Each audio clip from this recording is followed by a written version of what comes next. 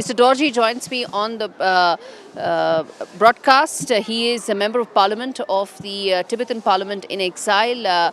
Let me start by asking you, 90th birthday celebration of His Holiness, a huge milestone, a monumental day, politically, spiritually, culturally. Tell us the importance of this for someone like you who's very part of this, and this is part of your cultural identity as well. Yes, today is a very joyous occasion, and not just for me, but anyone present here and all around the world celebrating His Holiness 90th birthday. As we know, His Holiness is not just a spiritual and religious leader for Tibetan, he is a symbol of Tibet. He is a symbol of our freedom and hope. And today is celebrating His Holiness 90th birthday as we have representative from Government of India, from United States and different countries, not only celebrating birthday but also observing and recognizing his lifelong commitment and work for the whole humanity, for the Tibetans, for the Buddhist community, what he have done in terms of his compassionate leadership. So it was a very, very, very special moment for all of us. And you know, His Holiness is 66 years of living in exile, all of those pictures that have been put up today, his hoardings now being part of Mahatma Gandhi, Martin Luther King, and Nelson Mandela and several others. It also tells you that His Holiness is not just a leader for Tibetans. He is a world leader, a symbol of love, compassion, and empathy, isn't it? Yes, yes, and it was very much recognized today by all the speakers. And in fact, this morning, special wish from Prime Minister of India, Shri Narendra Modi, statement was read out where His Holiness is a symbol of love and compassion for global community. For Tibetan, I think it's very important as both Tibetan inside and outside. He has been like leading the community, building the community in exile, giving the hope for freedom, establishing democracy in exile.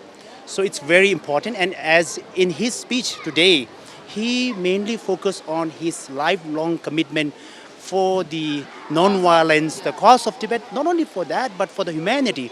And he had promised to live a very long life, and he's very healthy. It's 90th birthday, but then he meets global community today. It was very, very special, and he commit to live long. And as long as he live, he will continue to serve the humanity as long as possible. Let me then ask you about the other aspect of it, which is the political aspect. You're also a member of parliament of the Tibetan parliament in exile. One of the contentious issues is that issues related to Tibet. There is a very strong, complete control of China in Tibet. In fact, one of the pamphlets that I was reading today said that even today, when all of you are celebrating, your brothers and sisters in Tibet are not allowed to even celebrate today's occasion. It is that significant in terms of the control that is there of the Chinese people over the Tibetans. In your assessment, do you think that this is going to change going forward? What do you think will be that change?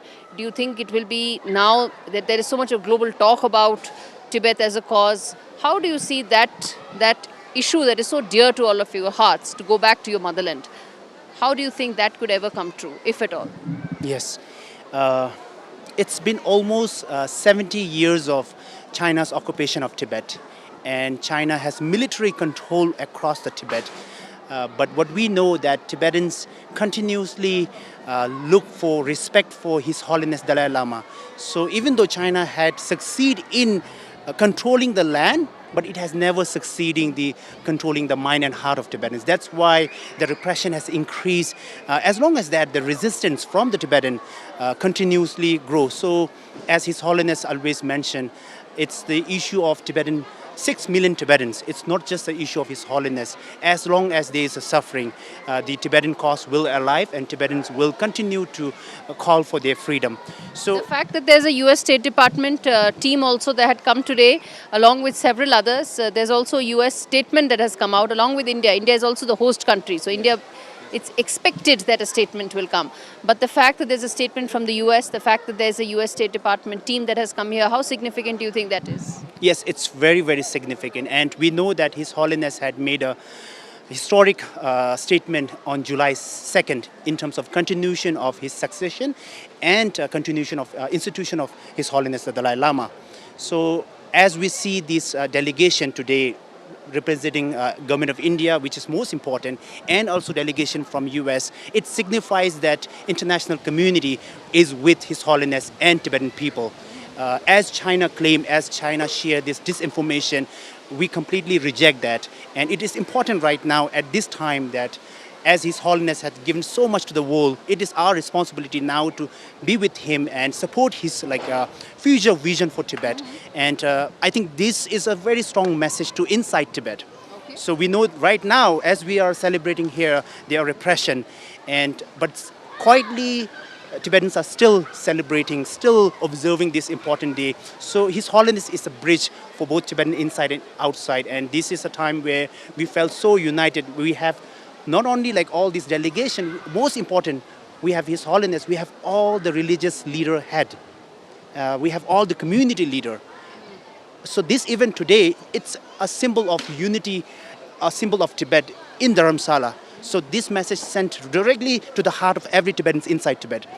I'm going to leave it there, Dorjee. Thank you so much for speaking to NDTV and telling us the political, spiritual, cultural aspect of the milestone today and, of course, what lies ahead for Tibet. Thank you so much. Thank you so much.